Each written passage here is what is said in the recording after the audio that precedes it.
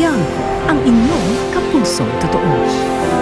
Isinisilang tayo na may dalawang main arteries o ugat sa ating puso. Pero may ilang sanggol ay pinapanganak na may isa pang abnormal na ugat na nagdudulot ng sakit sa puso o congenital heart disease. Ito ang kondisyon na nagpapahirap sa dalagang si Kathleen mula sa San Jose del Monte, Bulacan. Pinakamasayang araw na siguro sa buhay ni Kathleen ang makapagtapos sa kolehiyo.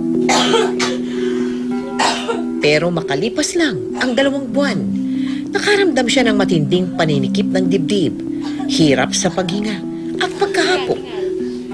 Parang suka ko na po dugo. Isinilang si Kathleen na may butas sa kanyang puso. Dahil madaling mapagod at hingalin, ni minsan ay hindi nakapagtrabaho si Kathleen. Nawala po yung mga pangarap na gusto ko. Noong mga panahong ding iyon, madalas naman lagnatin ang kanyang kapatid na si Carl. Noong taong 2012, humantong na ang kondisyon ni Carl sa rheumatic heart disease, isang uri ng sakit sa puso. Naawa rin po ko kasi nakikita ko yung paghihirap ko sa sakit ko, tapos dinaranas din po ng kapatid ko. Lahat po ng anak ko, mahal ko.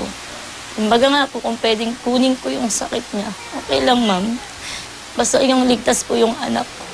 At sa kalagitnaan ng aming interview kay Lourdes, napaiyak naman ang bunso ng pamilya. Napamangha naman kami sa pagsisikap ng kanilang ama para sa kanilang pamilya. Putol man ang kanyang kanang paa, kinakaya ni Demetrio ang mabigat na trabaho ng paggawa ng mga bag. Ipinasuri namin ang magkapatid sa isang cardiologist. Ayon kay Doc, ang naging sakit ni Carl ay rheuma sa puso o rheumatic heart disease. This is one of the preventable na disease. First and foremost, fever, lagnat, rheumatic fever siya. Ang mikrobyong nagkakos usually is streptococcus. Yun ang nagkakos ng tonsillitis. Dahil sa kamahalan, ngayon pa lang mabibigyan ng unang injection si Carl na gagawin niya kada 21 araw. Si Ate Kathleen is congenital heart disease. Pag may butas ka dito, may ekstrang ugat ka dito, more of the blood will go back to the lungs. Ang circulation hindi dapat ganon. The only way to rest the heart is you rest the activity. 2 po yung anak ko may sakit sa puso. Humingi po sana ako ng tulong para po sa gamot nila.